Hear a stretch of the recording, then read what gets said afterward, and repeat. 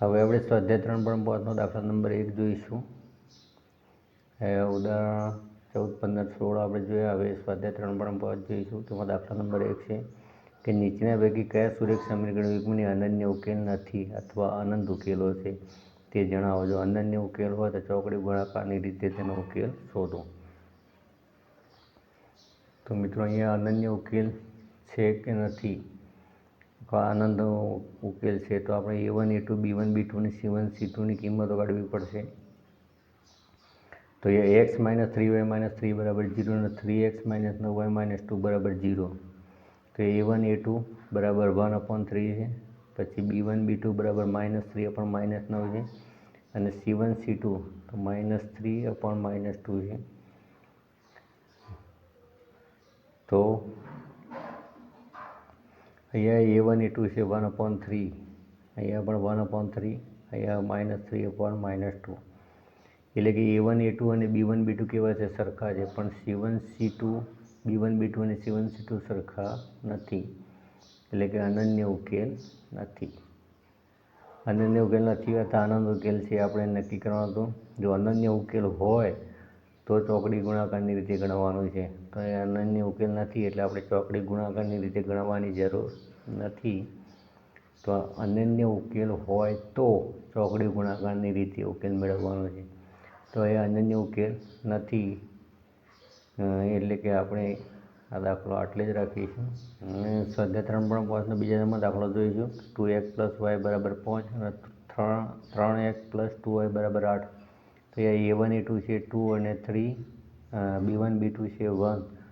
એ y સાથે સહગુણક નથી, કોઈ ગુણાકાર. આપણે એક સમજવાનું, અહીંયા 2 છે તો 1/2 અને C1, C2 એટલે કે આપણે પ્રમાણિત સ્વરૂપમાં ગોઠવીશું એટલે -5 થશે અને -8 થશે. તો અહીંયા - ઉડી જશે એટલે 5/8.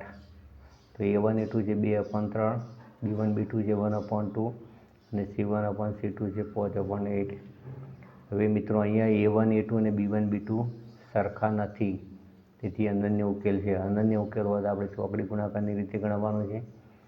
તો સૂત્ર લખી દઈએ તો x/B1, B2, C1, C2, y/C1, C2, A1, A2 અને 1/A1, A2, B1, B2.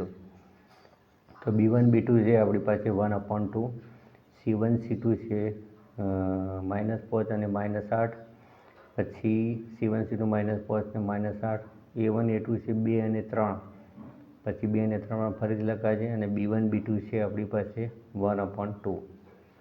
હવે આપણે 1ની -8 સાથે ગુણીશું, -2ની -5 સાથે ગુણીશું, તેવી રીતે -5ને 3 સાથે ગુણીશું, -8ને 2 સાથે ગુણીશું, 2ને 2 સાથે ગુણીશું, -3ને 1 સાથે ગુણીશું. 1ની -8 સાથે ગુણીશું એટલે -8 થશે. અહીંયા માઇનસ ગુણ્યા માઇનસ શું થઈ જશે? પ્લસ. 2 × 5 થશે 10. અહીંયા 15 પણ માઇનસ ગુણ્યા પ્લસ એટલે માઇનસ આવશે. એવી રીતે અહીંયા માઇનસ શું થઈ જશે? પ્લસ એટલે 8 × 2 = 16 થશે. અહીંયા 2 × 2 = 4 થશે. -3 × કેટલા થશે? 3. તો 10માંથી 8 નીકળી જશે એટલે કેટલા મળશે આપણને? 2. એવી રીતે અહીંયા 16માંથી 15 નીકળી જશે એટલે 1 મળશે અને 4માંથી 3 નીકળી જશે એટલે 1 મળશે. હવે આપણે x/2 છે એની સાથે સરખાવવાનો છે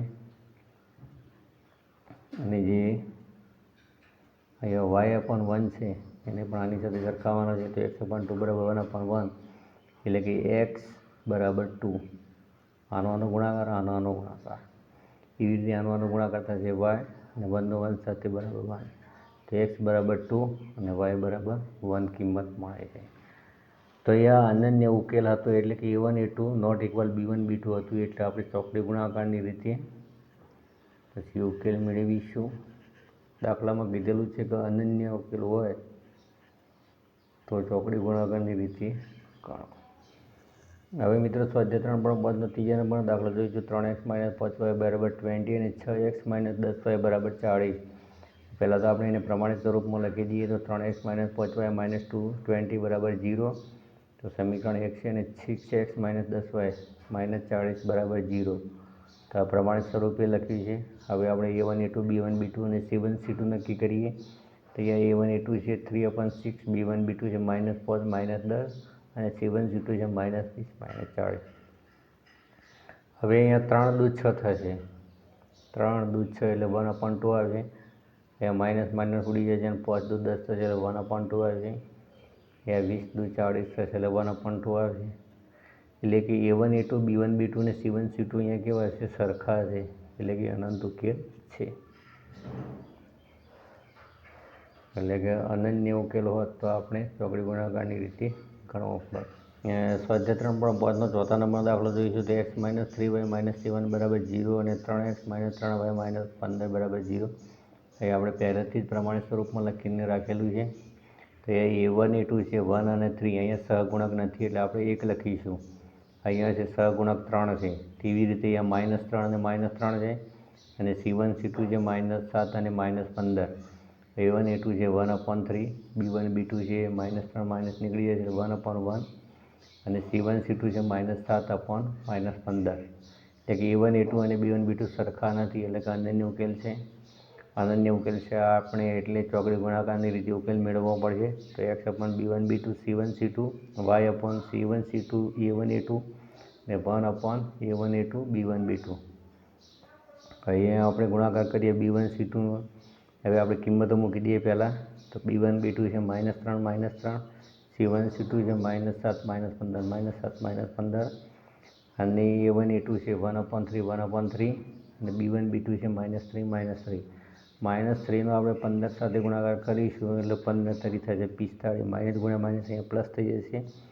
તેવી રીતે અહીંયા માઇનસ ગુણ્યા માઇનસ પ્લસ થશે પણ ફરીથી માઇનસ છે એટલે માઇનસ રહેશે. 3 C2 થશે 21, 7 તરી 21, માઇનસ ગુણ્યા પ્લસ માઇનસ, એ માઇનસ ગુણ્યા માઇનસ શું થઈ જશે? પ્લસ. 15 એકા 15. એવી રીતે 3 એકા 3 પણ પ્લસ ગુણ્યા માઇનસ માઇનસ, એ માઇનસ ગુણ્યા માઇનસ શું થઈ જશે? પ્લસ. 3 તરી થશે 9. હવે આપણે 45માંથી 21 માઇનસ કરીશું એટલે આપણને 24 મળશે. 21માંથી 15 કાઢીએ તો 6 મળશે પણ 6 કેવા મળશે? માઇનસ, કેમ કે માઇનસ મોટા છે. માઇનસની નિશાની લાગશે. અહીંયા 9માંથી 3 કાઢીશું એટલે આપણને 6 મળશે.